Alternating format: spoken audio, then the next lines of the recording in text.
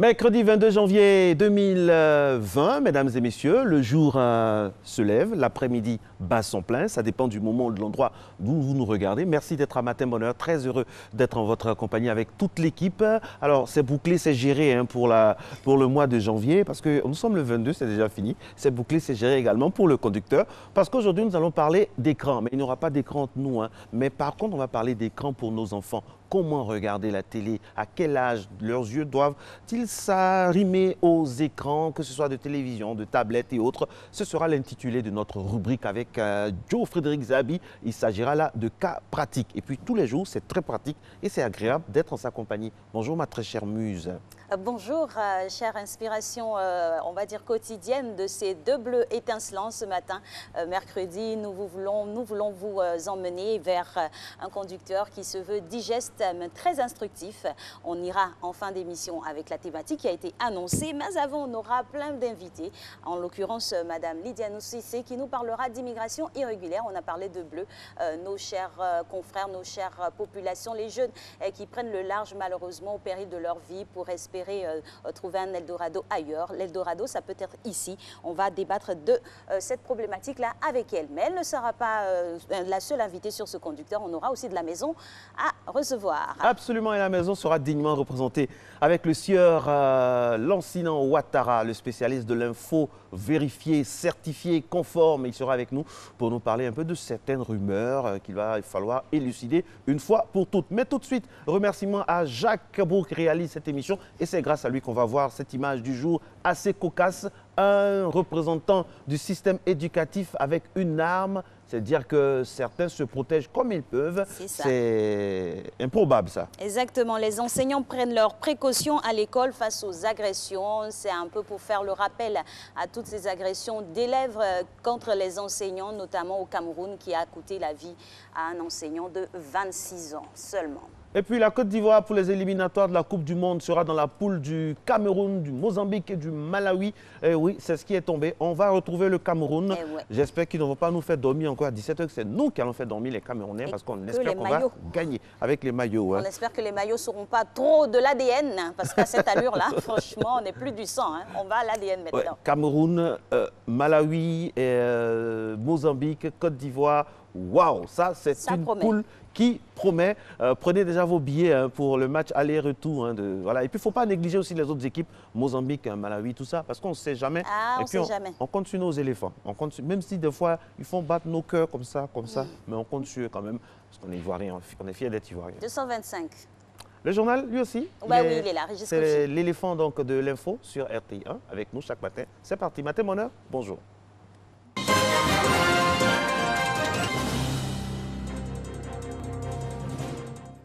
Nouveau point de l'actualité. Bonjour à Alix et Marco. Madame, monsieur, bonjour. Bienvenue dans cette édition.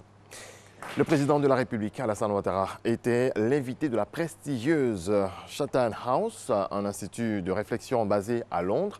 Alassane Ouattara est invité pour la deuxième fois. Il y était déjà en juillet 2012 face à des personnalités du monde des affaires, des politiques et des universitaires. Le chef de l'État a fait une communication sur le thème élection en 2020, assurer la stabilité et l'inclusion. Le président ghanéen était présent pour lui apporter son soutien. Le président de la République a eu une séance de travail avec le président du groupe de la Banque mondiale, David Malpass, à Londres. Au centre de la rencontre, le financement du projet et la digitalisation. On fait le point avec Abiba Dambélé-Saoui. David Malpass, à la tête d'une importante délégation, a rassuré le chef de l'État sur les excellentes relations de coopération qui existent entre la Banque mondiale et la Côte d'Ivoire grâce au leadership du président Alassane Ouattara et à la bonne gestion des finances publiques. C'est toujours un grand honneur pour nous de recevoir le président de la Banque mondiale, surtout qui nous a annoncé de très bonnes nouvelles. Et nous avons insisté sur le fait que nous allons travailler à améliorer la digitalisation, parce qu'il faut améliorer l'inclusion financière, mais également, bien sûr, le financement des projets sociaux. Le président de la Banque mondiale est un homme bien connu. Il a été patron du Trésor américain et nous l'avions rencontré en son temps quand nous étions à Washington. Et nous savons qu'avec notre frère Ghanem également, que la Banque mondiale est en de bonnes mains et s'occupera bien de la Côte d'Ivoire. Je dois ajouter que nous avons beaucoup de chance d'avoir aussi les représentants de la SFI et de MIGA qui contribuent énormément au financement de l'économie ivoirienne. En tout cas, je voudrais remercier le président et tous ses collaborateurs. De bonnes relations entre la Banque mondiale et la Côte d'Ivoire, les deux partenaires ont indiqué leur détermination à être plus stratégiques dans leur coopération afin d'avoir un impact plus positif sur les populations. On poursuit avec les activités du président de la République. Alassane Ouattara était l'invité de la Royal African Society, un institut qui a pour vocation de faire la promotion de l'Afrique et de ses potentialités, tant économiques que culturelles. La Royal African Society met en relation les élites africaines avec des inventeurs britanniques grâce à son vaste réseau fort de 1000 membres dans tous les secteurs d'activité. Tout autre chose à présent, l'hôpital mère-enfant de Bingerville met en route la deuxième phase de prise en charge des enfants. Mama Traoré nous en parle. Mars 2019, l'hôpital mère-enfant Dominique Ouattara de Bingerville décide de traiter gracieusement 13 cas d'enfants souffrant de sténose caustique, nom du mal qui endommage l'œsophage lorsqu'on consomme une substance corrosive. Cette expérience sans précédent en Côte d'Ivoire est une réussite. Après de longues heures d'intervention chirurgicale, les 13 enfants sont sauvés. Fort de ce succès, une deuxième mission du genre est projetée pour ce mois de janvier. L'objectif de ces missions, c'est la deuxième, il y en aura d'autres, il est double. Le premier, bien entendu, est de prendre en charge, de traiter, de soigner et si possible guérir ces enfants qui souffrent de cette affection. Et il y a une technique chirurgicale particulière qui est utilisée, qui consiste à enlever l'œsophage malade et à le remplacer par un autre morceau d'intestin qui va faire office d'œsophage. Et le deuxième objectif de ces missions est de faire un transfert de compétences qui intéresse toute l'équipe soignante qui prend en charge, l'équipe pluridisciplinaire qui prend en charge ces enfants. Le traitement d'un cas de sténose caustique se veut délicat. Comme en 2019, l'hôpital mère-enfant de Bingerville bénéficiera donc du concours des experts chirurgiens de l'ONG française La Chaîne de l'Espoir. Il y a des centaines, sinon des milliers d'enfants qui subissent ce type d'accident et n'ont aucun accès à une forme de prise en charge ou de chirurgie pour pouvoir retrouver une forme de bien-être. Et donc, ça sous-tend qu'il y en a énormément qui en meurent. Les interventions débuteront à partir du lundi 27 janvier prochain. Cette fois encore, 13 autres enfants malades sont concernés. En Parlement, où les premiers résultats de l'enquête sur la découverte d'une fosse commune ont été livrés. Avoué. La procureure de la République, près le tribunal des premières instances de Mans, Kounta Nafissatou, apporte de nouveaux éléments sur l'affaire de la fosse commune découverte à Mans le 13 janvier 2020. L'enquête qui a été immédiatement ouverte a connu des avancées avec la découverte sur ces ossements d'une carte nationale d'identité ivoirienne au nom de Touré Moussa, fils de Touré Mevanli, et de Massé Chérif, mécanicien domicilié à Mans au quartier Air France. Munis de cette information, nous retrouvons effectivement la famille de Touré Moussa au quartier Air France de Mans. La mère, Massé Chérif, est décédée il y a quelques années sans savoir ce qui est arrivé à son fils. Quant au père Touré Mevanli, il nous relate les circonstances de la disparition de son fils en novembre 2002. C'était en pleine crise au moment de la reconquête de la ville de Mans par l'armée régulière. Il y avait eu d'intenses combats. Selon des témoins, des personnes seraient venues le chercher dans sa boutique et il les aurait suivis. Sans nouvelles de son fils depuis novembre 2002, Touré Mevanli s'est dit qu'il est mort, mais il se nourrit d'espoir. J'ai demandé, il y a d'autres qui... L'autre m'a dit qu'il y a des enfants qui sont à Boaké, il y a d'autres qui sont sortis. C'est après maintenant, il y en a qui m'a dit que bon, il y a beaucoup qui sont partis en Europe. Moi, j'ai dit, peut-être Bamoussa est parmi ça. Un espoir brisé depuis le 13 janvier dernier avec la découverte de la carte nationale d'identité de son fils dans une fosse commune. C'est Dieu qui a fait tout.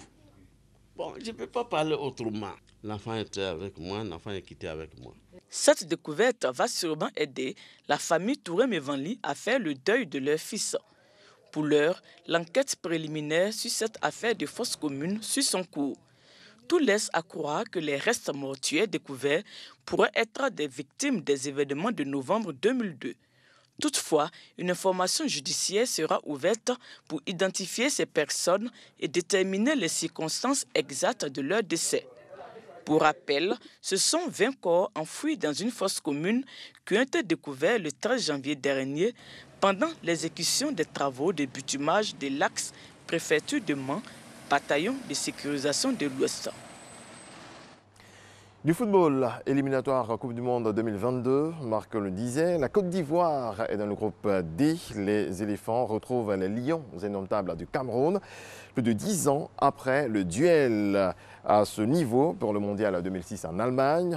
Un groupe D composé également du Mozambique et du Malawi. Voilà, c'est tout pour ce 6h. Merci de votre attention. On se retrouve dans pas longtemps à 6h30 pour développer l'actualité africaine. Merci Régis Kofi et nous allons prolonger l'information sportive et plutôt la pratiquer avec le coach Cool.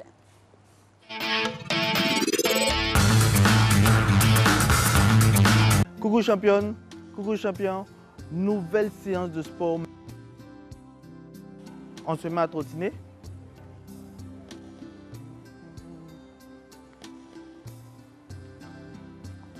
On peut continuer. Okay. On trottine pour chauffer le corps, augmenter la température. Tu tournes, tu te mets à l'aise. Mets-toi à l'aise, voilà, on s'amuse. Le premier exercice, ce sera jumping jack. Tu es prêt? On y va. 1, 2, 3, 4, 5, 6, 7. 1, 2, 3, 4, 5, 6 et 7. On trottine. Et puis on va commencer à chauffer. On va y aller pour le second mouvement.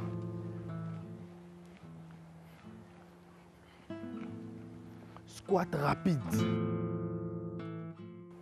Top, c'est parti. 1, 2, 3, 4, 5, 6, 7, 8, 9, 10.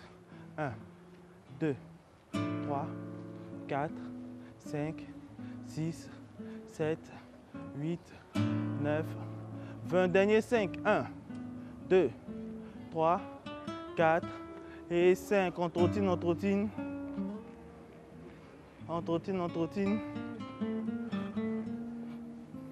Prochain mouvement. Élévation de genoux.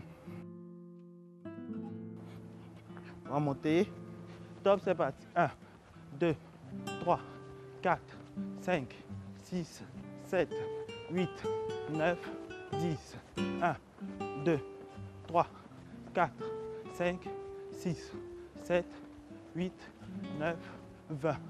1, 2, 3, 4 et 5. On trottine. On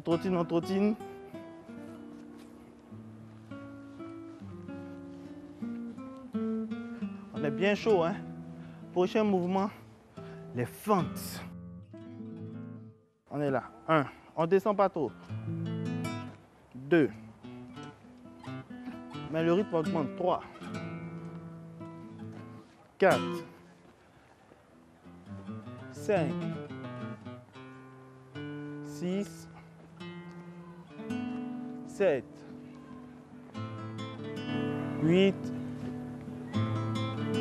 9. 10. 1. Dernier, faut tenir. 12. Ça va, championne? On trottine. Ne te laisse pas avoir par la fatigue. On y va, on trottine.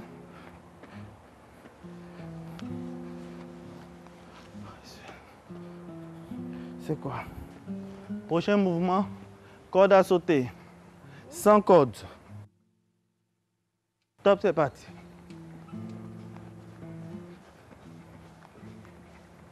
T'as pas de corde, donc tu peux faire le malin. Vas-y. Mets-toi à l'aise.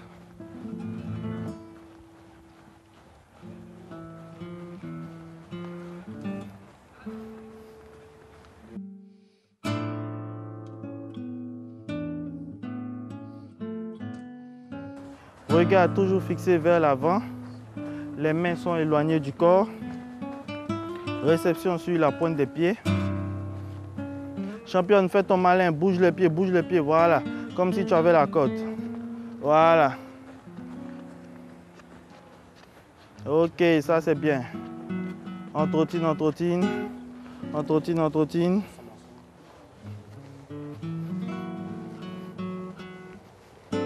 Voilà. On commence bien la semaine. On s'arrête et on passe aux étirements. On y va.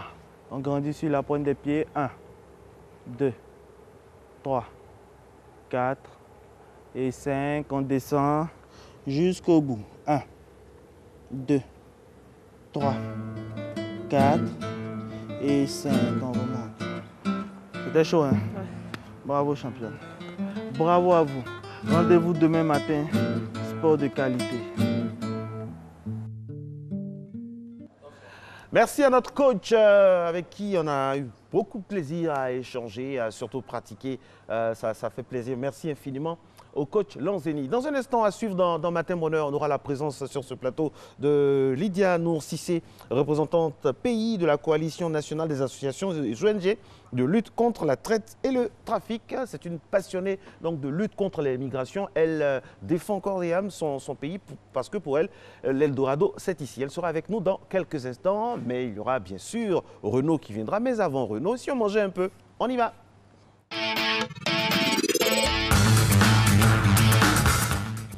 Et aujourd'hui, on vous sert un plat qui peut être universel hein, au niveau de l'Afrique. On part au Togo, quoiqu'ici aussi c'est très prisé, avec cette sauce gluante-là, avec du crabe et du placali. C'est du placali, ça, cette pâte faite à base de manioc. C'est le togolais. Voilà. Version togolaise. Voilà, mais ici, chez nous, on dit palala. Avec, c'est voilà. kloala. Vous dites kloala, bon, voilà. la version. C'est du kloala. La version benguiste. Non, du tout. Tout le monde le dit, c'est du kloala. Nous tous ici, en régie, répétez comme encore. Dites sol, comme sol, air, tout le monde parle du kloala. Kloala. Exactement. Maintenant, la version roots, quand on a faim, ça c'est quand on n'a pas encore faim. Alice n'a pas faim. Quand on a faim, on dit palala. Voilà.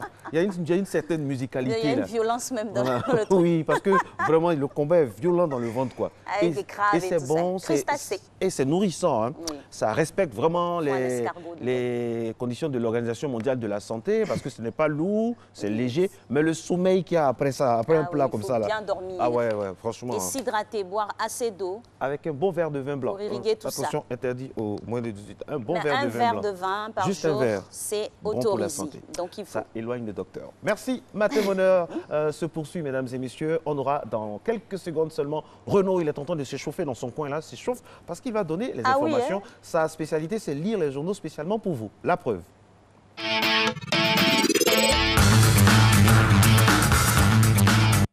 Il a lu et il nous fait le point avec l'élection présidentielle et la stabilité en Côte d'Ivoire. Le président de la République qui rassure.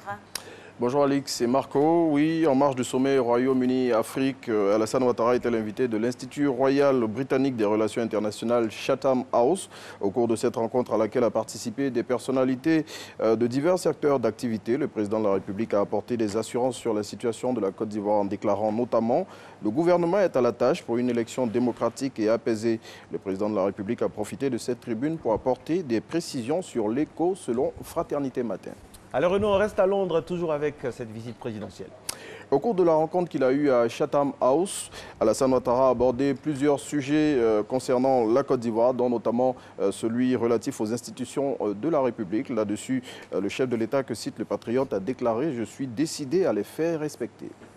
Et on nous apprend que le porte-parole du gouvernement monte au créneau après la sortie du clergé catholique. C'est ce qu'indique le Jour Plus avec cette une. Sidi Touré répond aux évêques. Il n'y a pas de prisonniers politiques en Côte d'Ivoire ou encore les enjeux actuels appellent que les prises de position soient mesurées. Plus de précision dans le Jour Plus. On continue, mesdames et messieurs, de parler de cette sortie de crise avec l'Église catholique qui suscite des réactions partagées, comme on le voit dans la presse ces jours-ci. Et à ce sujet, l'évêque de Mans, Monseigneur Bébi Nyeba Gaspard, réagit à la une de l'Inter en déclarant « La Côte d'Ivoire d'Oufoué n'est pas la Côte d'Ivoire actuelle » ou encore « Les problèmes sociaux et politiques affectent aussi l'Église ». Le confrère termine en soulignant qu'un congrès extraordinaire des dirigeants de l'Église catholique est prévu du 1er au 5 juillet 2020. Plus de détails dans l'Inter. En redondance du sujet, toujours avec les publications tendancieuses cette fois-ci attribuées au cheikh Boakari Fofana qui ont circulé ces jours-ci sur les réseaux sociaux. Oui, et ces publications tendaient à faire croire que le président du Conseil supérieur des imams, mosquées et affaires islamiques, COSIM, s'était prononcé sur le message des évêques. Les guides religieux musulmans, dans un communiqué sanctionnant leur réunion hebdomadaire d'hier, ont dénoncé cette situation, communiqué à retrouver dans l'Inter de ce jour. Okay. Allez, un mois après le lancement de la phase pilote de la confection des cartes nationales d'identité, Dieu sait que ça suscite énormément de réactions. L'intelligence d'Abidjan fait l'état des lieux, mon très cher Renaud. Oui, et c'est à Bingerville que le confrère nous amène pour nous dire comment se déroule l'établissement des cartes nationales d'identité. Depuis l'accueil jusqu'à la prise de photos en passant par la sécurité, toute l'opération est passée au peigne fin par le confrère. Donc plus de précisions dans l'intelligence d'Abidjan de ce mercredi 22 janvier 2020. Évaluation du gouvernement ivoirien passée sous le prisme de l'éléphant déchaîné. Oui, l'hebdomadaire satirique d'information a décidé de juger l'équipe gouvernementale à travers chacun de ses membres. Il le fait savoir clairement avec cette une. Gouvernement Gon Koulibaly 2, ceux qui ont bossé, ceux qui ont encore dormi. Pour tout savoir sur les notes que l'hebdomadaire, qui n'est ni proche de celui-ci, encore moins de celui-là attribué à chacun des ministres, il faut se procurer son numéro de cette semaine.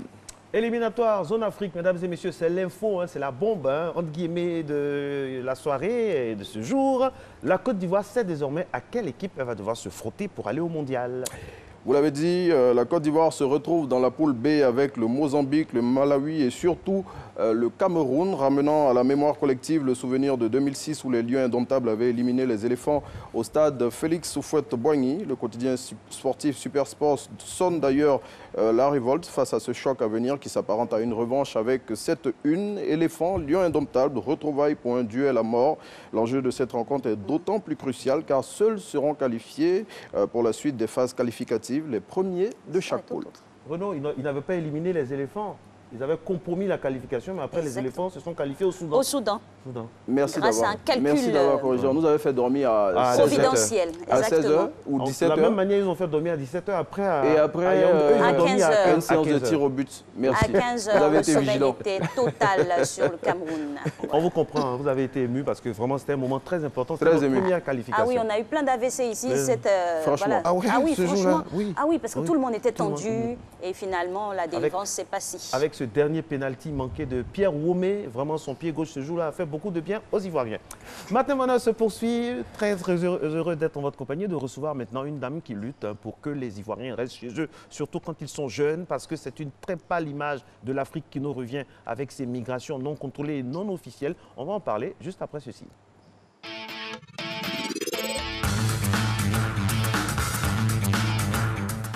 Annoncée par Marcelin, elle est avec nous en plateau. Madame Lydia Nour-Cissé, bonjour, bienvenue. Bonjour Alix, bonjour. Qui êtes-vous? Eh oui, c'est la question. Qui êtes-vous donc, Lydia Nour-Cissé? Alors, Lydia Nour-Cissé est une jeune dame d'une vingtaine d'années qui milite depuis mars 2019 dans le milieu associatif, plus précisément dans le domaine de la migration irrégulière. D'accord. Alors, pourquoi ce choix, la migration irrégulière? Comment êtes-vous arrivé à ce combat-là que vous appréciez beaucoup? Très bonne question. J'ai participé en début d'année 2019 à un forum et j'ai été vraiment touchée par le témoignage d'une jeune dame ivoirienne qui avait besoin d'un lendemain meilleur. Et donc, elle avait une activité génératrice de revenus, elle avait un commerce, elle a tout vendu et elle est partie. Elle voulait partir en Europe, mais ça ne s'est pas déroulé comme elle avait calculé. Elle s'est retrouvée en Libye, torturée, presque vendue. Mais grâce à l'intervention de l'ambassade de la Tunisie et à l'intervention de l'Organisation internationale pour les migrations, elle a pu retrouver la Côte d'Ivoire avec certains Ivoiriens. Donc je me suis dit, mais pourquoi Pourquoi laisser tout laisser, tout abandonner pour aller vivre dans la clandestinité en Europe? Donc je me suis dit, ça sera mon combat social, ça sera mon combat à moi. Donc depuis ce jour, je cherche à vraiment sensibiliser les jeunes Ivoiriens à rester dans leur pays. Parce qu'il y a beaucoup à faire en Côte d'Ivoire. Justement, le déclic est parti de ce témoignage-là et on va dire l'action a démarré à partir de cette dame-là. Et aujourd'hui, les actions que vous avez menées, ce sont lesquelles? Déjà, nous avons lancé notre activité sous le patronage du ministre Ali Koulibaly, avec la DGE, avec l'Agence Emploi Jeunes, avec le ministère de la Promotion de la Jeunesse et de l'Emploi des Jeunes en juin 2019. Et nous formons des migrants de retour, nous formons des jeunes qui veulent partir avec l'aide de plusieurs autres associations, l'aide de plusieurs autres organismes, l'aide de l'OIM aussi. Alors dites-nous, quelles sont les causes de la migration irrégulière selon vous? Pourquoi les gens partent? Le cas le plus flagrant, c'est ce qui nous est arrivé à l'aéroport avec ce petit à cet âge-là. Pourquoi ils partent de plus en plus tôt? Je pense que le mal est profond. Le mal est dans les familles. Parce que, prenons un exemple, une famille qui est dans la polygamie. Moi, j'ai une rivale et mon enfant, l'enfant de ma rivale est parti en Europe. Il a réussi. Et moi, il faut que coûte, mon enfant aille aussi et réussisse. C'est le regard des autres. Donc le mal est vraiment profond. Il faut sensibiliser, il faut toucher du doigt le mal. Il faut sensibiliser dans les familles. Il ne faut pas rester dans les bureaux, faire la sensibilisation. Non, non, non. Il faut aller dans les profondeurs. Donc je pense qu'un enfant de 14 ans qui déjà à son âge pense à aller en Europe alors qu'il devait plus se préoccuper de ses études, je pense que c'est l'entourage, c'est la famille et il faut toucher du doigt le problème.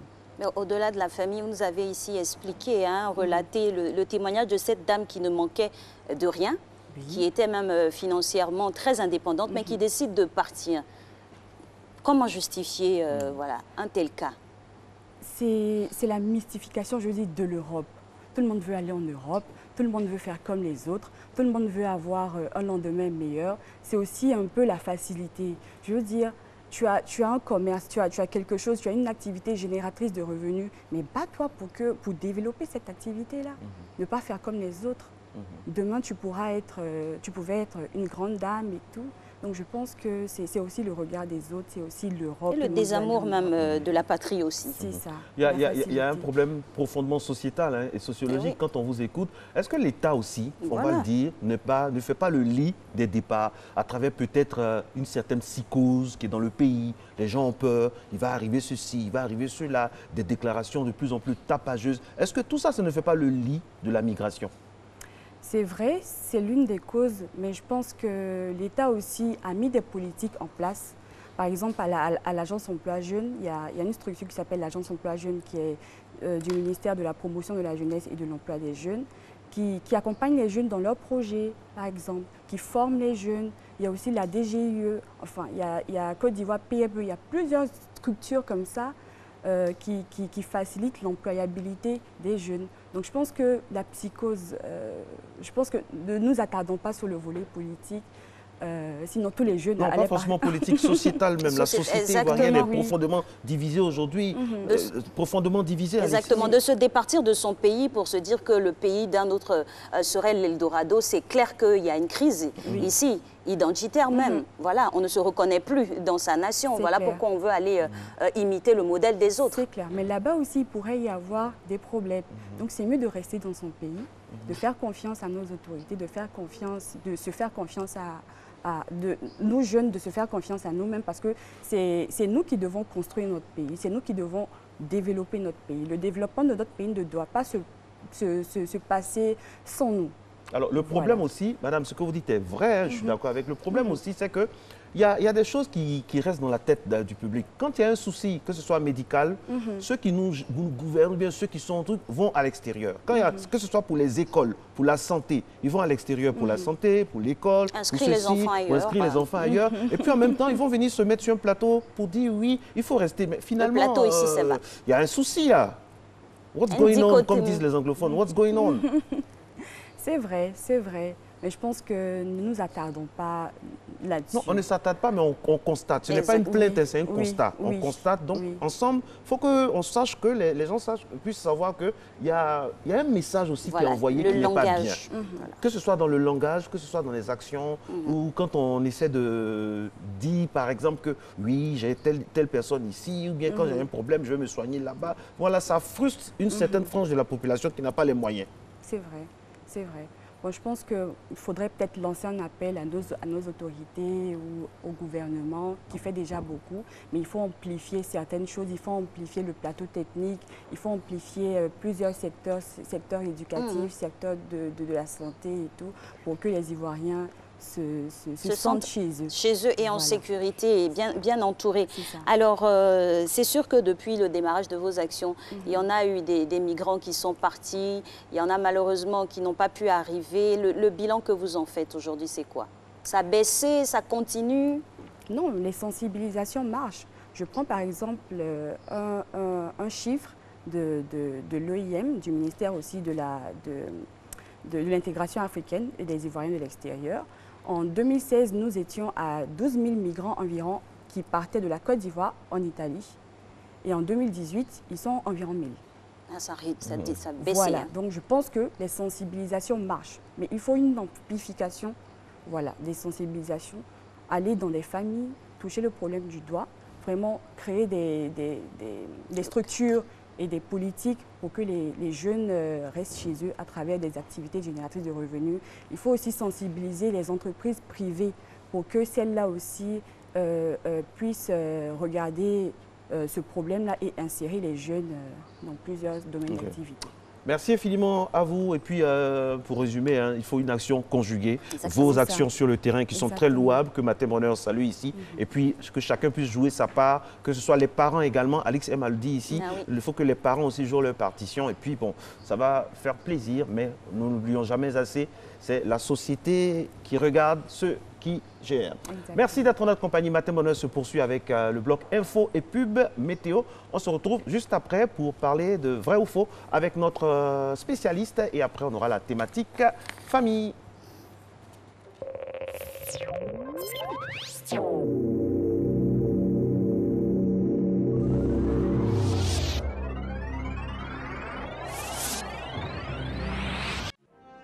L'huile consacrée sur le mont Sinaï. Tu oins d'huile ma tête et ma coupe déborde. Psaume 23, 5. Dimanche 26 janvier à 7h et à 10h. Une prière de bénédiction de votre vie et celle de votre famille, suivie de la distribution gratuite de l'huile consacrée au mont Sinaï. Au Cénacle du Saint-Esprit, à Djameka Rufo-Renault et dans tous les temples de l'Église universelle du Royaume de Dieu. Entrez libre.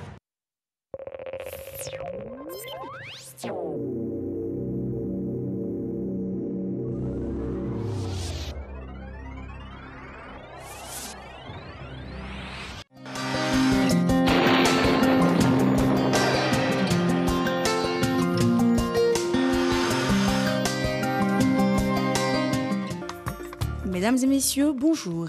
La matinée sera relativement froide dans la partie nord du pays. Les masses d'air séchées et humides se rencontreront dans le sud forestier. Cela aura pour effet d'atténuer les effets de l'harmattan dans les régions littorales et forestières. Sur le littoral, quelques nuages pourront se former et donner quelques rares averses par endroits.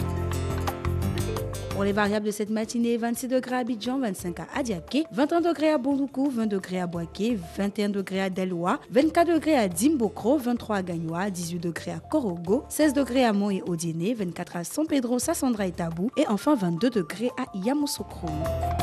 L'après-midi, les températures vont grimper dans le nord du pays. L'air restera sec avec de nombreuses particules de poussière en suspension. Et plus au sud, des réductions de visibilité s'observeront par endroits suite à de la brume humide. Quelques nuages se formeront dans le ciel, mais très vite se dissiperont. Pour les températures de l'après-midi, 32 degrés à Abidjan et à Adiaké, 34 degrés à Bondoukou, Boaké, Daloa et Dimbokro, 33 degrés à Gagnoa, 34 à Korogo, 31 degrés à Mont, 34 à Odiene, 32 degrés à San Pedro, Sassandra et Tabou et enfin 34 degrés à Yamoussoukro. Merci de nous avoir suivis. Très belle journée à toutes et à tous.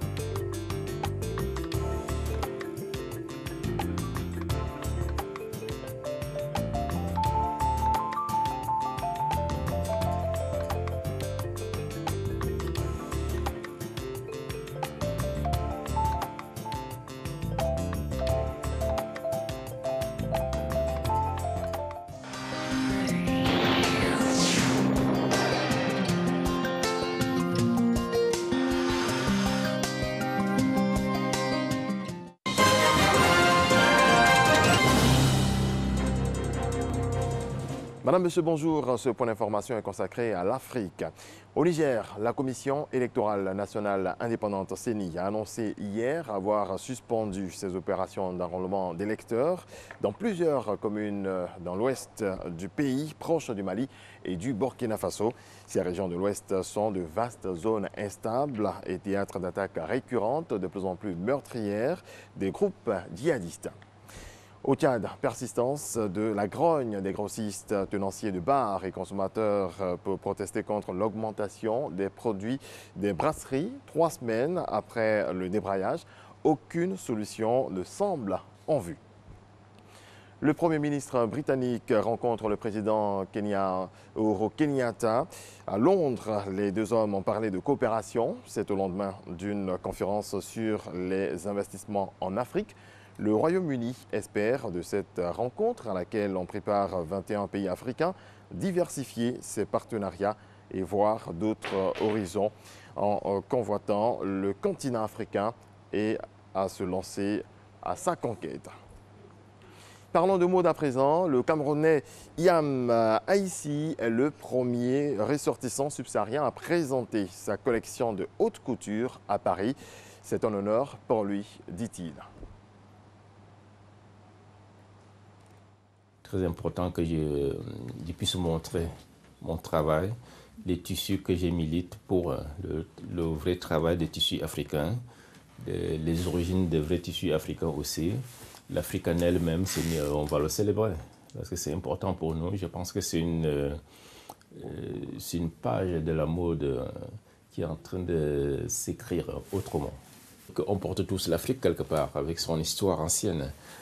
La France aussi, mon deuxième pays d'accueil, qui a une histoire magnifique. Quand on marche dans toutes les rues, l'histoire est là. Je ne peux pas dire que je suis un designer français, qu'africain. Je crois que tous ces deux pays m'ont tellement enrichi, m'ont donné quelque chose d'exceptionnel. Donc, que je vais essayer, à mon niveau, de pouvoir exprimer certaines choses avec ce que j'ai pu recevoir de ces deux cultures.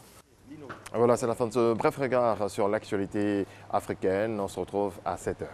Merci à vous, Régis Kofi. Dans pas longtemps, donc, et nous sommes déjà en plateau avec notre cher confrère Lassine Ouattara de RTI Info pour parler des fake news. On en a reçu sur la toile des informations aussi fallacieuses que rocambolesques. Il nous aidera à trouver la vérité, démêler le faux du vrai. C'est bien sûr dans la chronique Vrai ou Faux.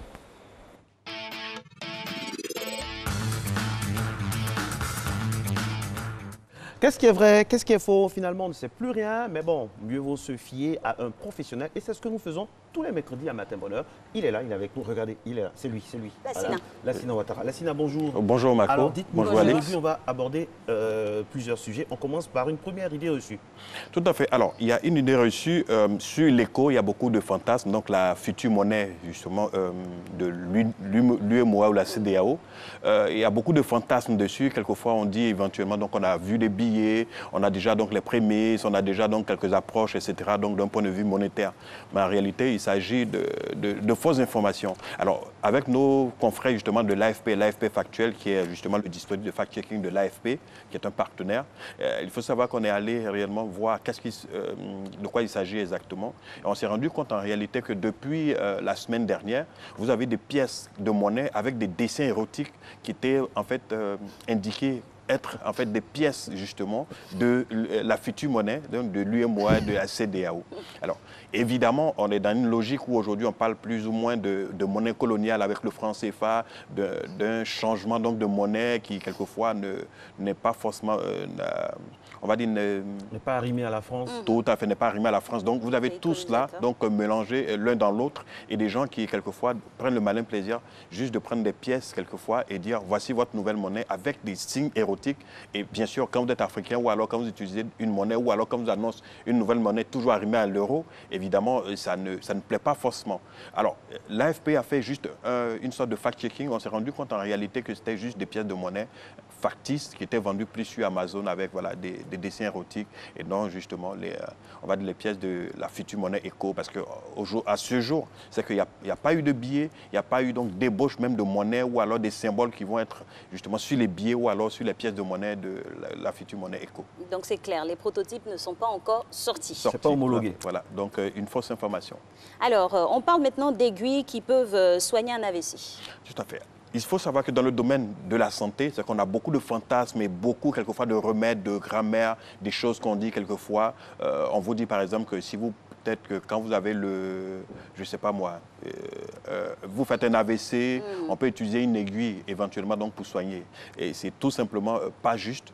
Nos confrères de l'AFP donc le fact-checker, c'est pas juste. Quand on se fie aux experts, en réalité, ça peut être même une pratique dangereuse. Alors, que dit la pratique, justement, donc, qui est cette pratique-là qui est fausse? C'est qu'une fois que quelqu'un fait une crise d'AVC, c'est dit, il faut juste prendre une aiguille, chauffer juste un peu, et ensuite essayer donc de faire, on va dire, essayer de faire des petites ouvertures petites ouvertures et donc voir couler du sang, ça permet réellement donc de faire revenir la personne comme si elle était ressuscitée.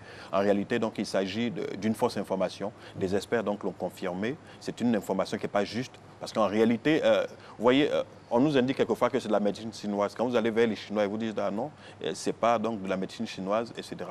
Donc du coup, on est quand même dans du flou. Et quand on sait quelquefois que l'AVC ou des maladies quelquefois de ce genre-là préoccupent les populations, donc quelquefois c'est des remèdes qui sont donnés ça et là, sans source fiable, sans fondement scientifique. Ok, là c'est clair maintenant. Alors, autre interrogation, on a tous souvenance de cette exclamation, de cette peur du président, du POTUS, président of United States, Donald Trump, au cri de Allahu Akbar. Et cette vidéo devient de plus en plus virale. Vrai ou fausse? C'est une fausse vidéo. Il faut savoir que Donald Trump, réellement, sur cette vidéo, on voit bel et bien Donald Trump. On le voit bel et bien, donc, je pense, dans l'Ohio. C'est normalement, quand on regarde l'image, vous avez en arrière-plan son avion. Il était en campagne, c'était en mars 2016. Voilà. Et sur la vidéo donc, qui est virale, qui a fait le tour et qui continue d'ailleurs de faire le tour, c'est qu'on montre un Donald Trump assez effrayé parce qu'il entend dans la foule Allahu Akbar.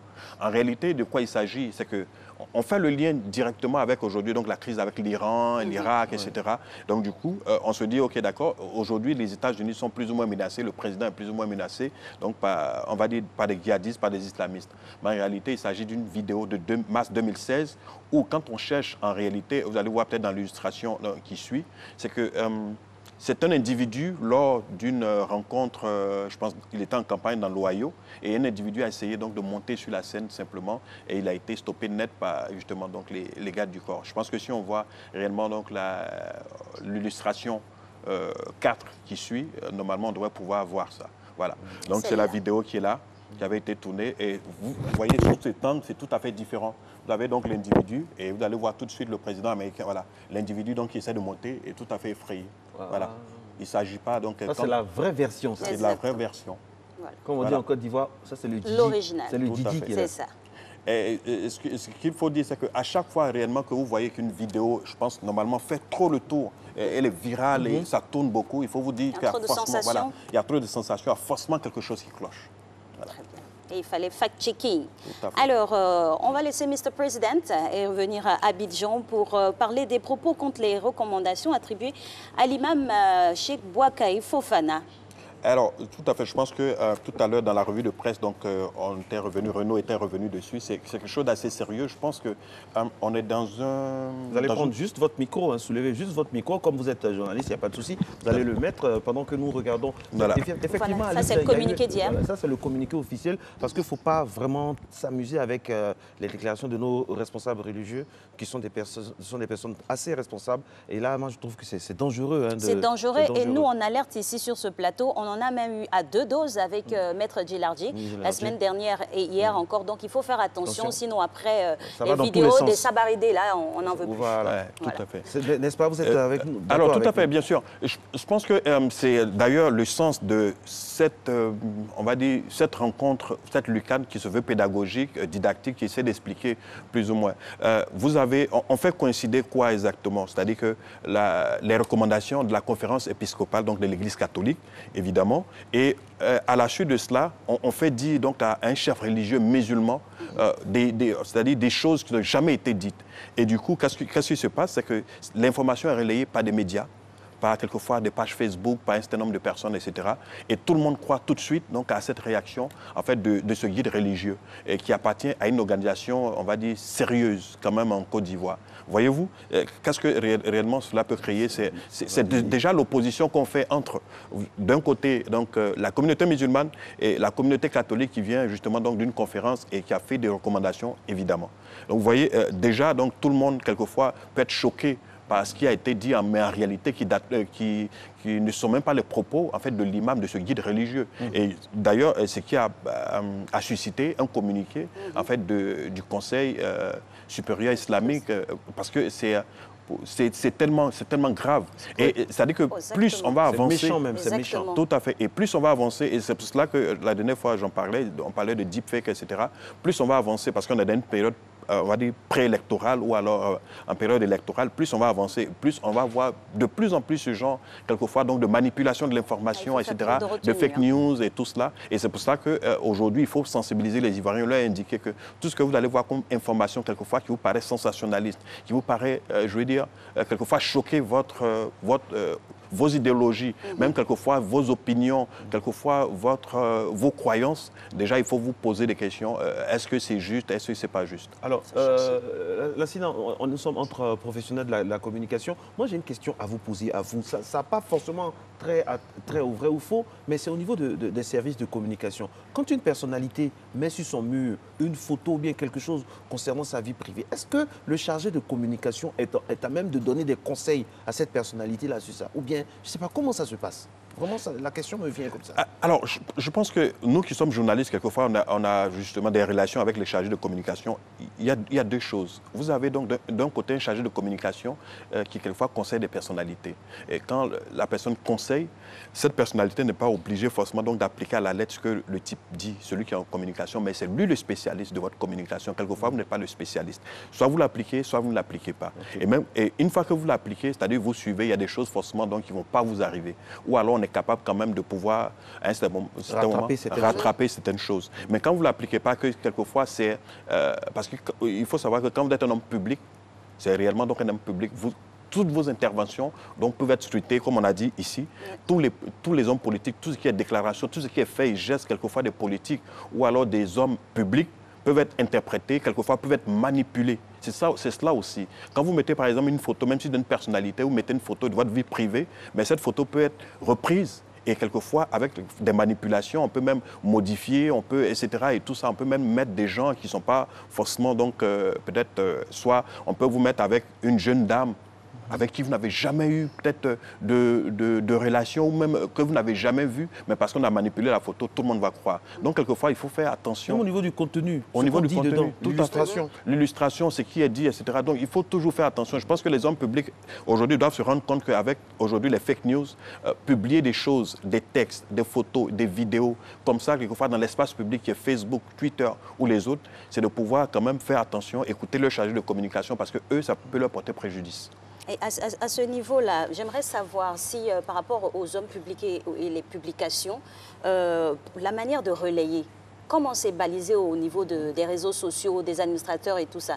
Parce que là, on a vu avec le cheikh Boakari Fofana, heureusement qu'il y a eu un communiqué du COSIM, mais ce communiqué, là, il a été distillé via les réseaux sociaux aussi. Tout à fait. Donc, c'est un compte certifié, bloqué, pour ne pas que ce soit repris et erroné. Comment on le fait? Alors, je pense que tout dépend de l'opportunité, quelquefois, donc, de communiquer. Parce que ici, en réalité, c'est quelqu'un qui invente un texte, etc., donc fait relayer. On ne sait pas la source, etc., et quelquefois imite, ou alors, quelquefois, dans un style très grossier. Après, aujourd'hui, je pense, dans votre communication, aujourd'hui, vous avez des structures de communication qui, quelquefois, sont plus, on va dire, sont... un peu amorphe quand même, c'est-à-dire qu'il n'y a pas de réactivité en réalité. Or, quand vous êtes dans l'espace public, la réactivité est quelque chose d'assez important. Quand vous êtes dans l'espace public, ce qu'il faut faire, c'est que tous les jours, c'est que vous êtes confronté quelquefois à des informations qui sont justes ou pas justes. Et ça, il faut aujourd'hui en tenir compte. Vous voyez par exemple le dispositif de communication aujourd'hui de tous les présidents, de tous les hommes d'État. vous allez voir que derrière, on met toujours la date et derrière, il y a toujours le lieu, etc. Et c'est là, par exemple, qui nous aide à savoir, par exemple, que Donald Trump, c'était en mars 2016, c'était dans l'Ohio parce qu'il était en campagne, parce que derrière, c'est écrit, parce que sur le pupitre, ça est écrit. Donc, il faut faire attention à tout cela. Il faut faire attention, ma très chère Alix, comme on dit. Alors, moralité, il faut écouter son chargé de communication. Quel que soit votre poste, quel que soit votre niveau de responsabilité, il y a toujours ce chargé de communication là qu'il faut écouter. Merci à vous, très cher Lassina Ouattara. Matin Bonheur se poursuit avec Serge Taïgba, Monsieur Serge Taïgba, excusez du peu, qui est notre invité, notre coach, avec qui nous allons parler, bien sûr, de leadership dans le couple. Comment faire en sorte que tout fonctionne à merveille dans votre vie de couple, réussir sa vie de couple à travers un excellent leadership. C'est le credo, c'est le leitmotiv de son intervention. Aujourd'hui, c'est juste après ceci.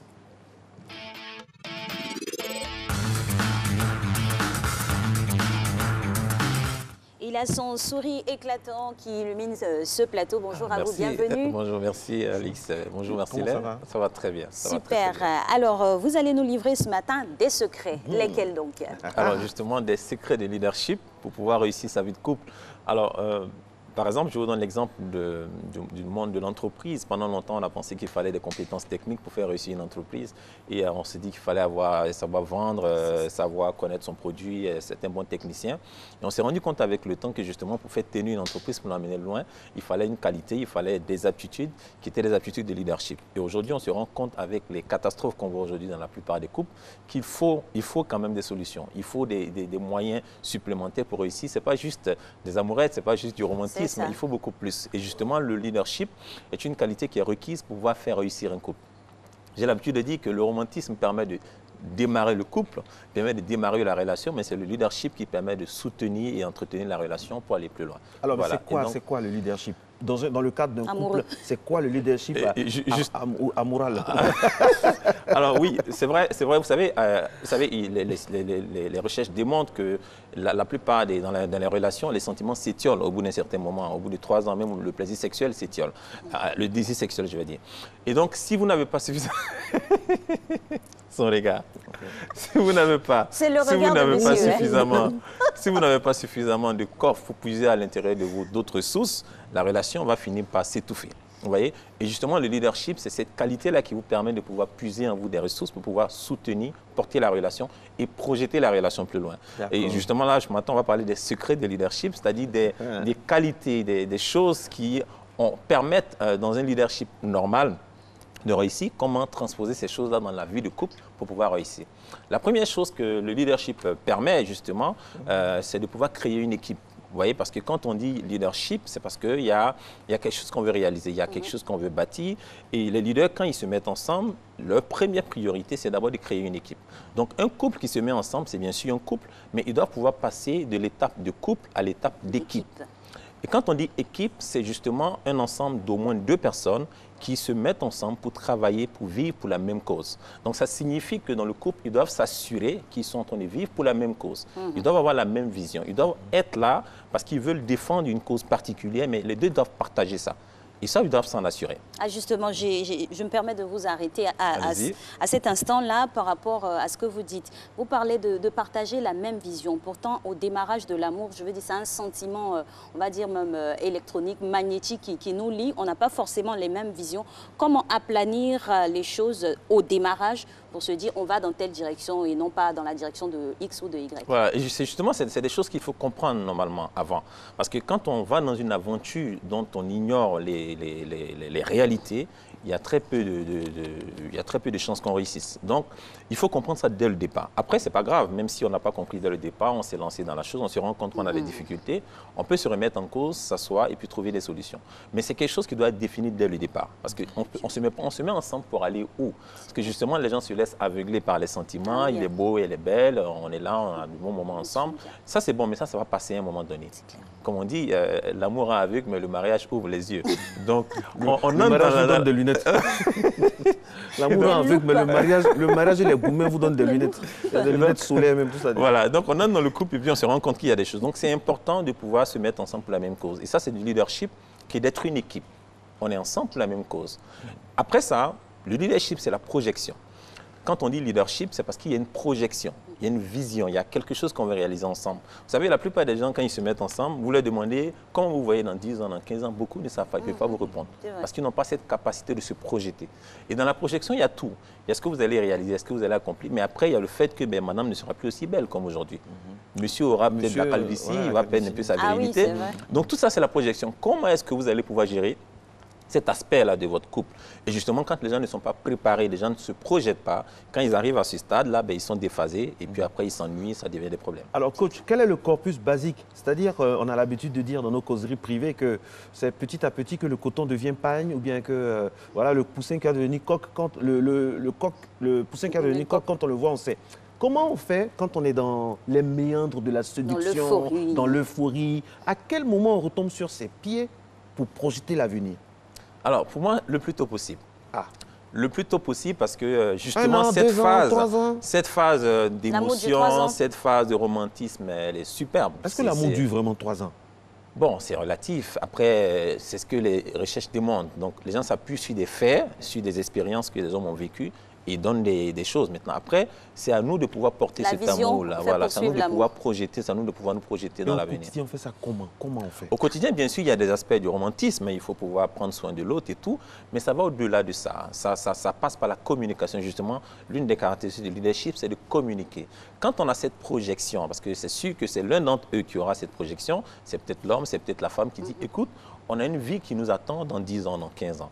Comment est-ce qu'on se voit dans cette vie-là? Quand on sera à ce stade, quand les enfants ne seront pas là, comment est-ce qu'on va vivre? Parce que ça aussi, il faut y penser. Souvent, des parents, ils ont tout basé autour de leurs enfants. Quand les enfants partent, ils n'ont plus rien à se dire. Ou des fois, ils n'ont pas créé de lien. Absolument. Et souvent, même se divorcent, après 30 ans, 40 ans, le mariage arrive. Donc, tout ça, il faut pouvoir projeter. Donc, le plus tôt possible, il faut pouvoir discuter de ces questions. Bien sûr, on a des moments pour... Comme on dit, s'amouracher, mais on a des moments aussi pour discuter des choses sérieuses. Et donc ça, il faut s'amouracher, c'est sérieux aussi, coach.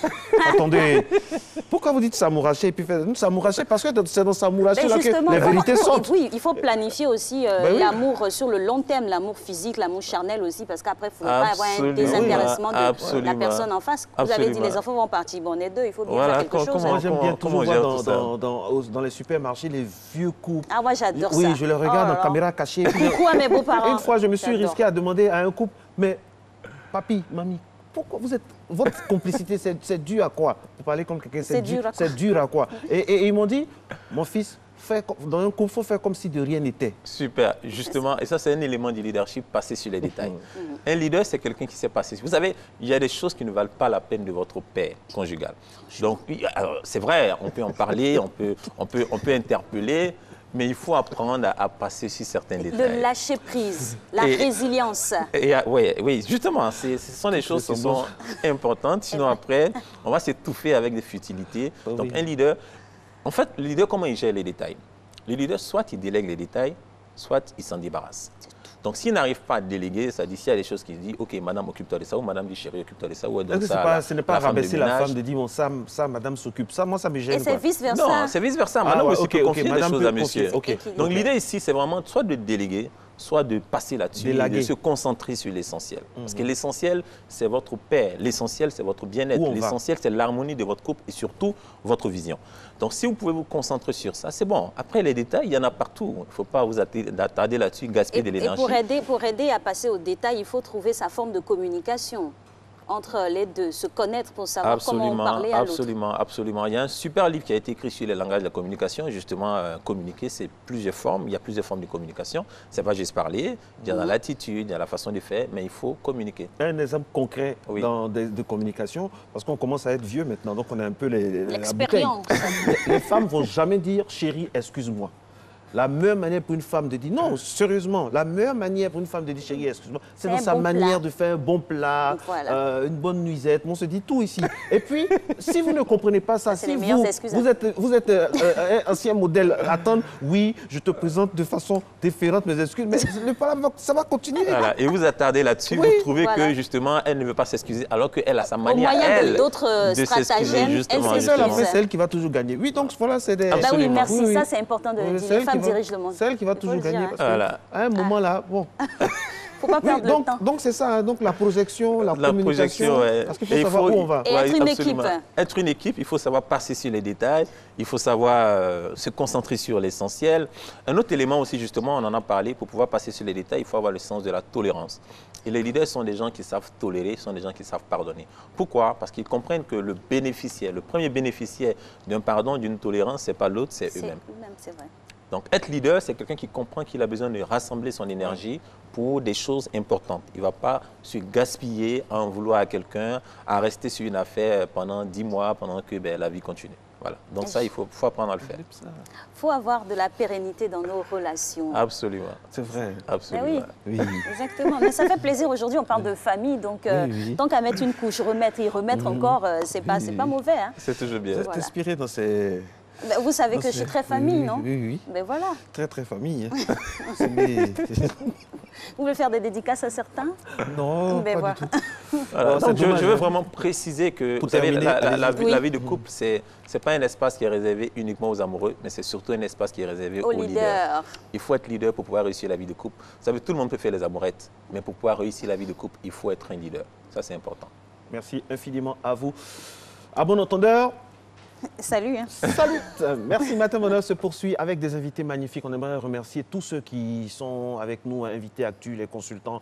Vraiment, merci infiniment pour ce que vous nous apportez à cette émission qui est de plus en plus appréciée des Ivoiriens. On va en voir un autre gars de la matinale, Docteur Zabi, qui est avec nous, avec qui on va parler des enfants par rapport aux écrans. Tout un programme. C'est juste après la dernière salve d'infos. Jeudi 23 janvier à 20h50 sur RTI1, retrouvez votre magazine d'enquête 52 minutes pour comprendre. Il sera consacré au groupement des sapeurs-pompiers militaires de Côte d'Ivoire, le GSPM. Depuis 1967, ces femmes et ces hommes ont décidé de consacrer leur vie à sauver celle des autres. Effectifs réduits, fatigue, insultes, agressions.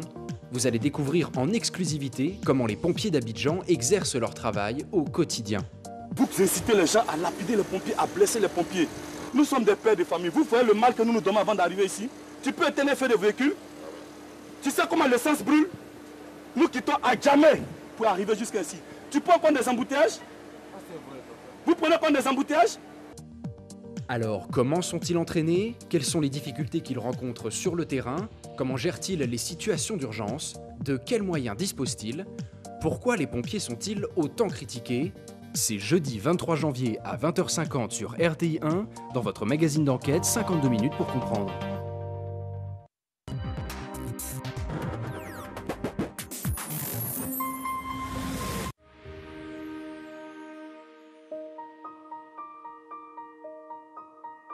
J'ai une idée vague de certaines pathologies.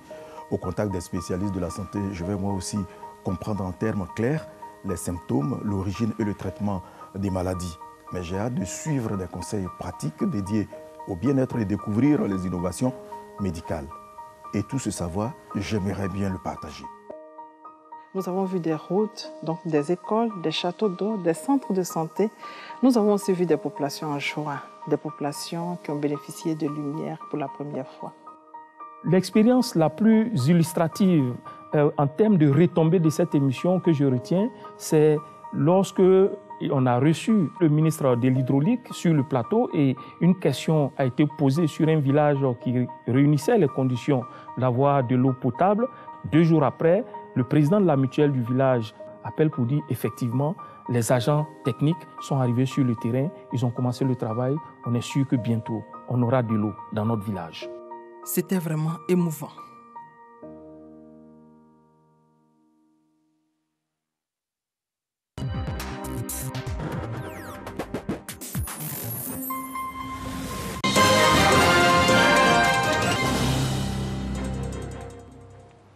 C'est l'heure de l'actualité internationale. Bonjour et bienvenue. Nous démarrons aux États-Unis. Les débats se sont ouverts hier au procès en destitution de Donald Trump devant le Sénat américain par une âpre bataille sur les règles de ce rendez-vous historique. Les démocrates accusant les républicains d'organiser un acquittement au pas de charge du président des États-Unis 5 jours après avoir juré de rendre la justice de manière impartiale. Les 100 sénateurs se sont retrouvés au Capitole sous la présidence du chef de la Cour suprême, John Roberts. Le président américain Donald Trump, lui, a depuis Davos qualifié son procès en destitution sur le point d'entrer dans le vif du sujet de farce et de chasse aux sorcières. Aux journalistes qui lui ont demandé à son arrivée au Forum économique mondial pourquoi il ne se trouvait pas dans la capitale américaine.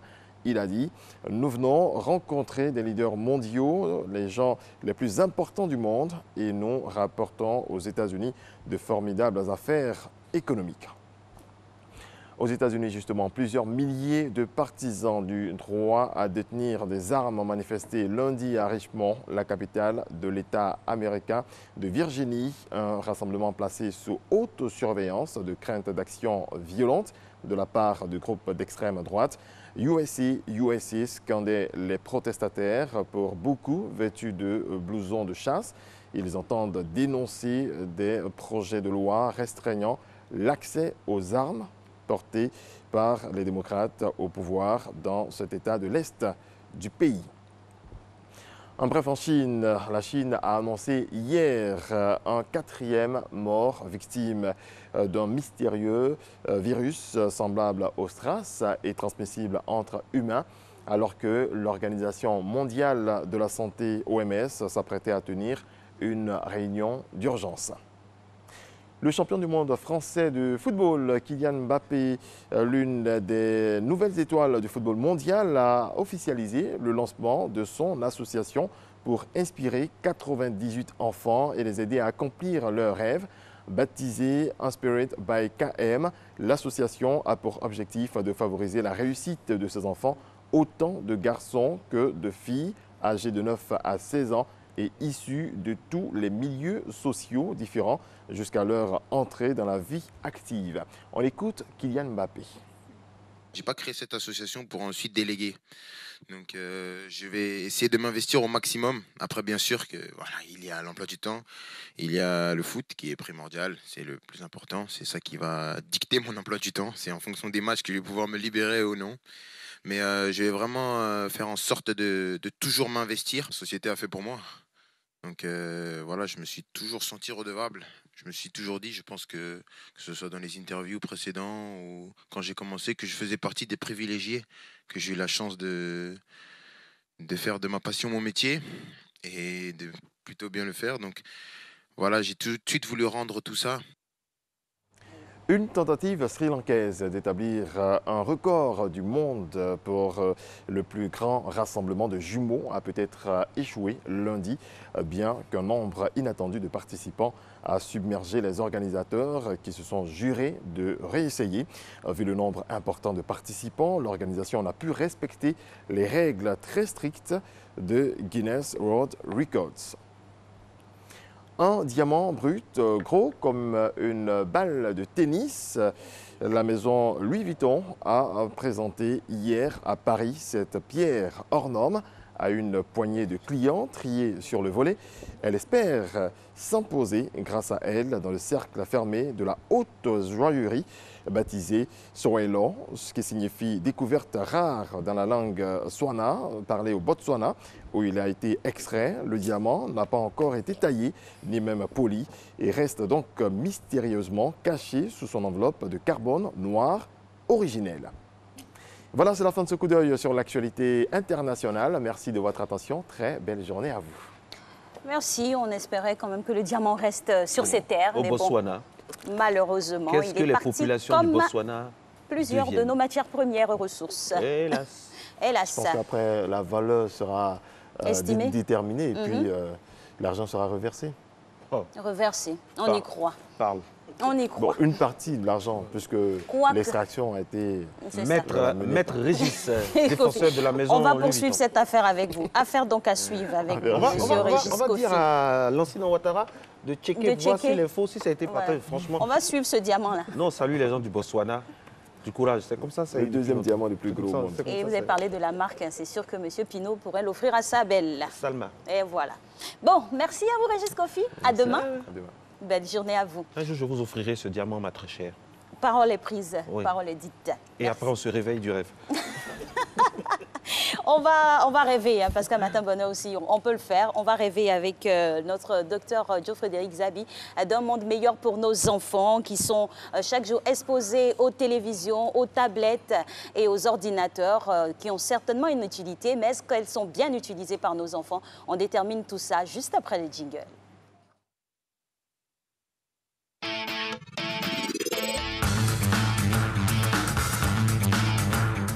Encore des cas à cette thématique. Je vais laisser le soin à Alix d'ouvrir la vanne avec le premier cas. Alix, qu'est-ce qu'on a comme cas? Premier cas, je suis Kwadio Bertrand de Béoumi. Je suis père de 5 enfants dont l'aîné a 5 ans. Pardon, toi Marco là, il ne faut pas te moquer de moi en disant que mes enfants sont en escalier. Hein. Bon, voilà sa préoccupation. Ceci dit, mes enfants sont trop fans de la télévision comme ma femme et moi. En tout cas, à mes moments libres, je suis toujours votre émission. Je peux passer toute la journée dans ma chambre en train de regarder la télévision pendant que eux sont au salon avec leur mère pour faire autant. Ne me dites surtout pas que c'est mauvais parce que si c'était mauvais, pourquoi les Blancs eux-mêmes ont créé la télévision? Question à vous poser. Bonjour coach. Bonjour Alix, bonjour Marco. Je rigole parce que la question de tout le développement fait par M. Kwadio est... Enfin, je trouve que c'est la réaction typique des parents africains en général. L'avion a été créé pour raccourcir les distances. Pourtant, l'avion fait des crashs, ça tue.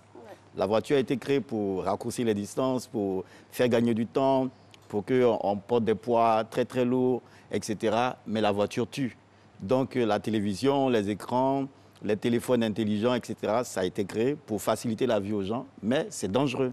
Comme la voiture est dangereuse, comme le vélo est dangereux, comme l'avion est dangereux. Il faut que M. Kwadio le sache. Et pourquoi c'est dangereux pour ses enfants? Il a la chance extraordinaire d'avoir 5 enfants. Il craignait que Marco se moque de lui, mais 5 enfants pratiquement en escalier. Je sais que Marco ne va pas se moquer. 5 enfants en escalier, ça veut dire que c'est pratiquement comme des jumeaux. Ce sont des compagnons de jeu. M. Kwadio devrait plutôt faciliter les apprentissages de ses enfants autrement que par la télé, par le téléphone intelligent ou bien par les consoles de jeux, etc. Pourquoi? Parce que il faut qu'ils sachent que les enfants développent en fait leur intelligence et tout leur être par l'exploration du monde. C'est-à-dire, pendant cette exploration du monde, les enfants utilisent les 5 sens. La vue, le toucher, l'ouïe, l'odorat, etc. Les enfants utilisent ces sens-là. Alors qu'en étant assis devant la télé, ce n'est pas évident que les enfants explorent le monde en utilisant leurs sens. Et ça fait qu'il y a il peut y avoir un petit retard de développement cognitif au niveau des enfants. C'est quelque chose à craindre, c'est quelque chose que nous ne voyons pas régulièrement, mais il y a beaucoup de dangers à ce qu'un enfant n'arrive pas à se développer en utilisant ses propres sens. Ça, c'est le conseil que je peux lui, c'est l'explication que je peux lui donner et l'encourager vivement à faire en sorte que ses enfants développent des jeux entre eux, des jeux sociaux. Des jeux sociaux parce qu'il n'y a que par la socialisation que ces enfants-là peuvent devenir des adultes qui peuvent se mêler aux autres. Donc il faut qu'ils comprennent clairement qu'il ne doit pas amener ses enfants à vivre en autarcie comme lui, il est en train d'apprendre à le faire, en se mettant dans sa chambre et en restant toute la journée dans sa chambre alors qu'il peut très bien sortir, avoir une vie de famille avec ses enfants, jouer avec eux, échanger avec eux, etc. Il ne faut pas que lui les emmène à être un père comme lui. OK. Merci beaucoup. J'espère que vous êtes satisfait depuis Béoumi, hein, M. Kwadio. Et rassurez-vous, je ne me suis pas moqué de vous.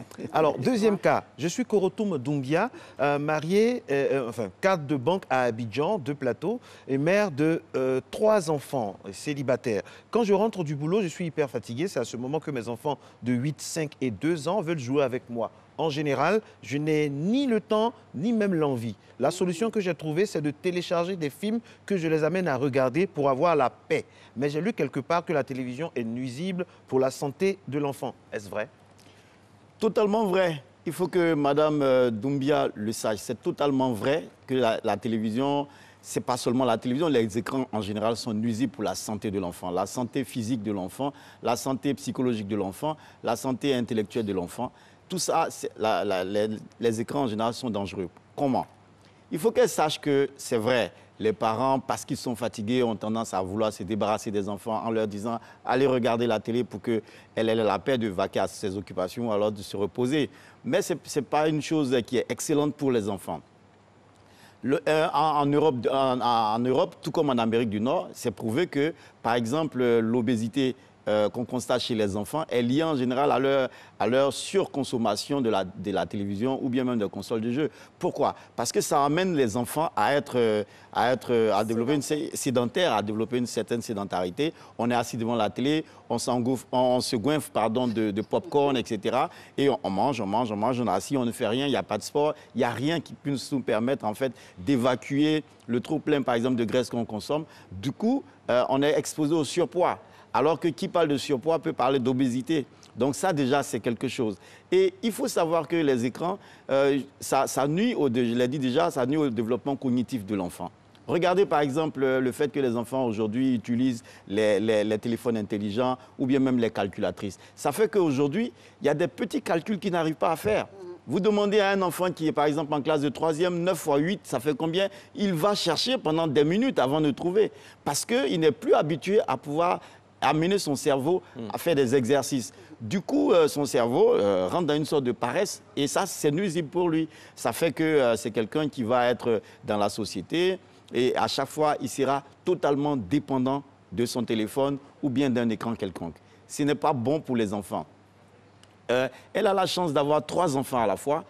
Elle peut les emmener, même si elle peut se soustraire de certaines choses avec eux, tout, ce que je ne lui conseille pas, hein, parce que je me dis qu'être parent, c'est un sacerdoce. Et quand on n'est pas prêt à être parent, on ne devient pas parent.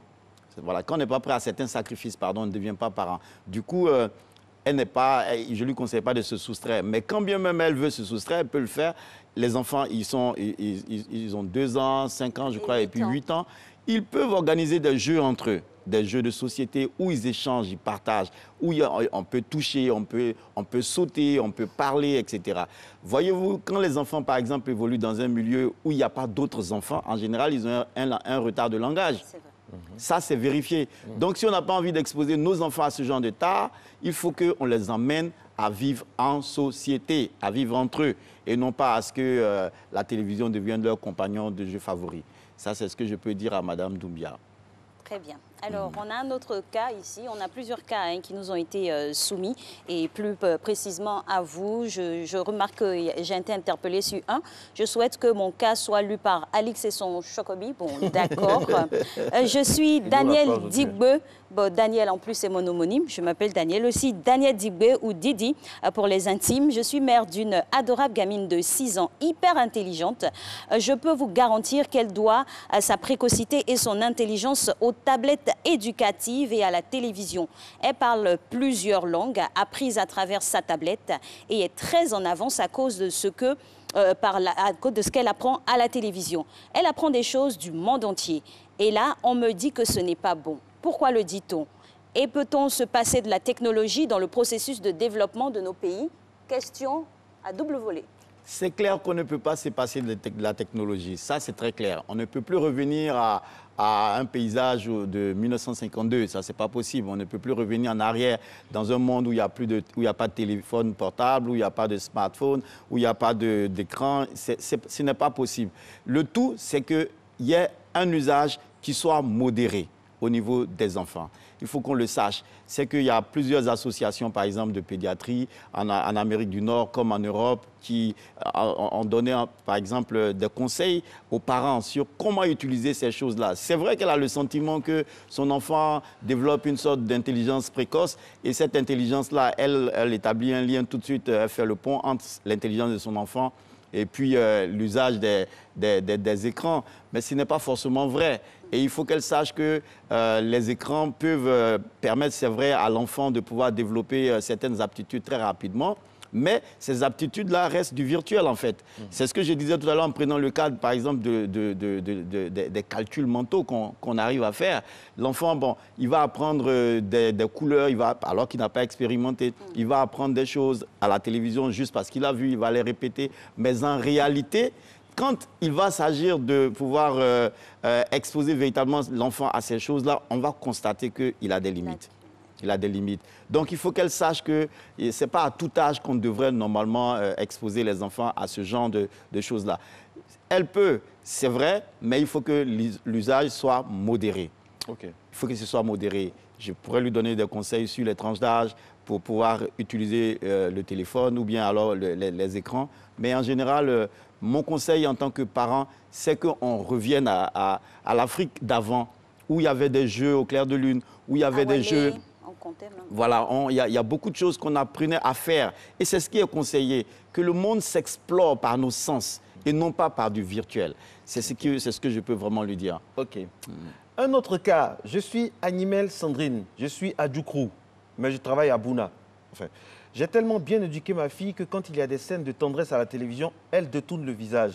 Ça fait que je ne vois pas la nécessité de lui interdire certains films. Donc nous deux, on regarde. De toutes les façons, nous n'avons pas d'autres distractions. Perdus que nous sommes dans ce bled. Enfin, y a-t-il un mal à cela? Les Ivoiriens sont formidables. Les Ivoiriens sont magnifiques. Il y a un gros mal à cela. C'est pas un bled, Bouna, c'est bon, c'est bien, c'est cool, Bouna. On salue tous ceux qui nous regardent de Bouna. Oui, c'est le pays. Il y a un gros mal à cela et elle ne le perçoit pas tout de suite. Vous savez, les parents croient résoudre un problème en ne cherchant même pas à l'éviter. En fait, on adopte la politique de l'autruche. On creuse le sable, on enfouit la tête et puis on croit qu'on est protégé. En réalité, en disant à l'enfant ne regarde pas cette scène-là parce qu'il y a telle ou telle chose qu'on ne veut pas que l'enfant voit, c'est une façon indirecte d'attirer le regard de l'enfant sur la scène qu'on ne veut pas. La curiosité. Donc les enfants, ils font ça. En réalité, le visage n'est pas vraiment couvert. Mais vous regardez directement. Voilà. Et ça, c'est une chose. Une deuxième chose, et ça, j'aimerais vraiment que les parents m'écoutent attentivement. Les enfants n'ont pas la même logique que les adultes. Les enfants, ils ont une logique où ils établissent des liens directs. Je dis quoi? Maman dit, papa dit de ne pas regarder tel type de film. Ça veut dire que ce n'est pas bon. Si ce n'est pas bon, pourquoi maman ou papa regardent le même film? Donc, l'enfant ne cherche pas à réfléchir. Est-ce que c'est parce que papa est adulte que lui regarde? Est-ce que maman a le droit de regarder? Il n'est pas dans ces raisonnements-là. Lui, il est dans le raisonnement, on dit ce n'est pas bon, donc on ne fait pas. Regardez par exemple, on va prendre un exemple. Vous allez voir un enfant, chaque parent peut vérifier ça. Vous avez un enfant qui fait une bêtise.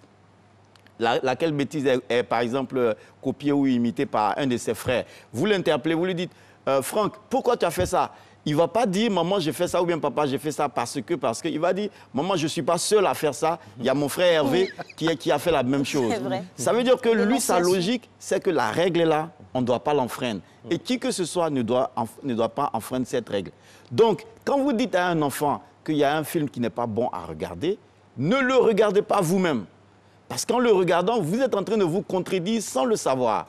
Et lui dire de masquer le visage par rapport à certaines scènes, c'est de la farce. C'est de l'hypocrisie. Voilà, c'est vraiment excusez-moi du terme, mais bon, je voulais dire que c'est des choses qui ne sont pas bien. C'est du flafla. Du flafla. Et donc, il faut que les parents comprennent que s'ils n'ont pas la possibilité d'avoir deux télévisions, une télé dans leur chambre et une télé au salon où les enfants peuvent regarder, par exemple, des films pour enfants, ce n'est pas la peine de leur dire, vous sortez et moi, je peux regarder.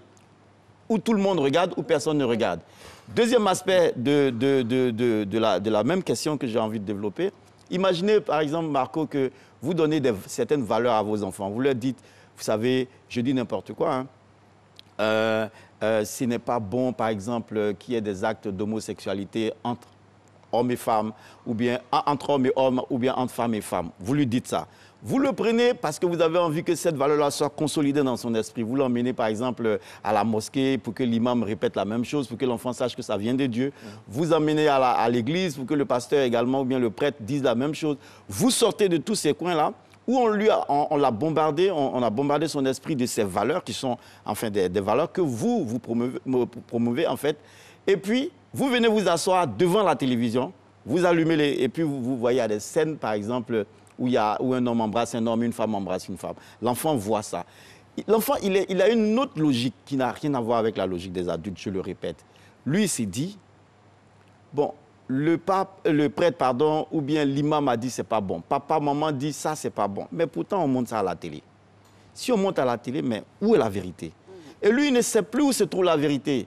Donc, le parent, il est dans l'illusion que l'éducation de l'enfant a été faite. Mais en réalité... Ceux qui nous regardent, je me permets de vous couper, quand vous dites ça, là, pour le public ivoirien, ceux qui nous regardent des États-Unis ou de France vont être choqués par ce que vous dites. Hein. C'est la société d'aujourd'hui, ça. Bon, vous voyez à quoi je fais allusion? Oui, je comprends parfaitement. Je comprends, mais moi, j'ai juste pris un exemple de valeur. Vous savez, ce sont leurs valeurs à eux. Hein. Voilà. Si eux, ils estiment que c'est une bonne valeur d'être homosexuel, ça, c'est leur histoire. Mais moi, j'ai dit, ici, il y a d'autres valeurs qui disent le contraire.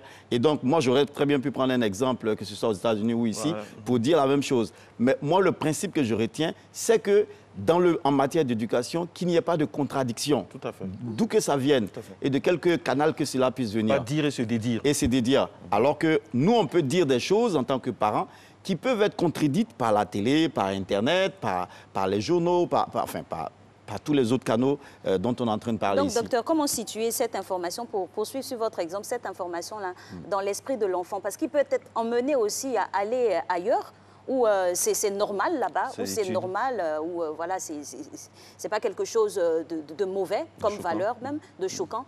Donc comment l'enfant s'y retrouve au milieu de ça? Il faut comprendre que le grand défi de l'éducation, c'est de pouvoir produire un enfant qui a une bonne banane dans un régime de banane pourrie. Tout le régime peut être pourri, mais le défi, c'est que l'enfant soit la seule bonne banane qui est bien au milieu. C'est ça tout le défi. Je vais simplifier ça et expliquer. En réalité, chaque parent doit comprendre qu'il ne peut pas changer le monde. Je l'ai dit tout à l'heure, on ne va plus revenir à un monde de 1952 où il n'y a pas de téléphone portable, par exemple. On ne peut pas changer le monde. On n'a pas beaucoup de moyens pour agir sur certains facteurs qui détruisent en fait les valeurs que nous, on est en train de promouvoir. On n'a pas beaucoup. Donc, le défi, c'est que nous, on puisse donner à la base des éléments à nos enfants pour qu'ils puissent résister à tout ce qui est agression externe. Voilà, c'est de donner les moyens à nos enfants de pouvoir dire non, de résister. Voici tout le défi. Donc, ce n'est pas de se créer un monde illusoire où on va se dire non, on va jamais. Moi, dans ma maison, je ne parle pas d'homosexualité dans l'éducation de mes enfants. C'est totalement illusoire. Si vous ne parlez pas d'homosexualité, vous allez lui offrir un téléphone, vous, la même personne. Et dans le téléphone, il a accès à des scènes d'homosexualité. Ou bien alors, il regarde un dessin animé, ou bien il regarde un film à la télé, il a accès à des scènes d'homosexualité. Et alors, il n'a rien appris.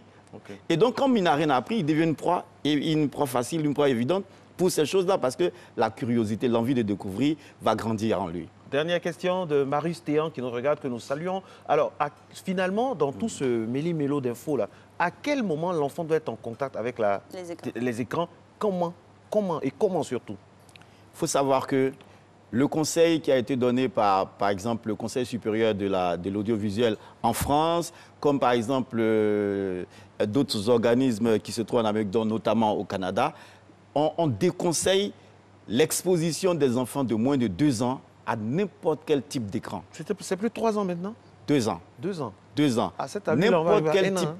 En fait, il faut que les parents comprennent que l'écran, ce n'est pas quelque chose à conseiller même pour un enfant. En fait, c'est ça. Mais comme on ne peut pas leur dire d'évoluer dans un monde sans télévision, donc il faut que les enfants qui ont moins de 2 ans soient le moins exposés possible à tout ce qui est écran. Les parents, souvent, on les voit, ils viennent, ils donnent leur téléphone à l'enfant, qui commence à tapoter déjà sur l'écran d'un smartphone, etc. Ce n'est pas des choses à encourager.